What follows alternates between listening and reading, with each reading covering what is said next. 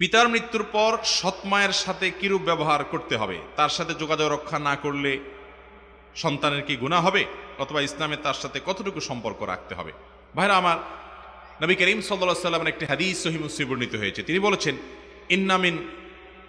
ইন্নামিন আবাররিল বিররি সালাতুর রাজুলি আহলা আবিহি আহলা উদ্দে আবিহি, যার অর্থ হলো কোন ব্যক্তি তার বাবার সাথে সদাচরণ করা, বাবার প্রতি আন্তরিকতা দেখানো এবং সুসন্তানের মতো আচরণ করা, বিররুল ওয়ালিদাইনের অংশ হিসেবে বাবা যাদেরকে পছন্দ করেন, ভালোবাসেন, তাদের সাথে সদাচরণ করতে হবে।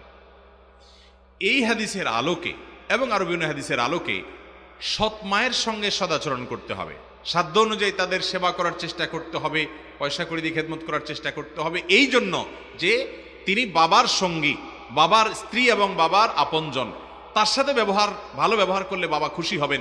এমনকি বাবা দুনিয়া থেকে চলে গেছেন, তারপরও তার সাথে সদাচরণ করা, তার প্রতি এহসান করা, এই হাদিসের আলোকে একজন সন্তানের উপরে কর্তব্য যে তিনি তার সৎমায়ের প্রতিও সদাচরণ করবেন। কেন? ওই বাবার প্রতি তার যে বীর এবং বাবার প্রতি যে তার কর্তব্য আছে সন্তান হিসাবে, সেটার অংশ হিসাবে।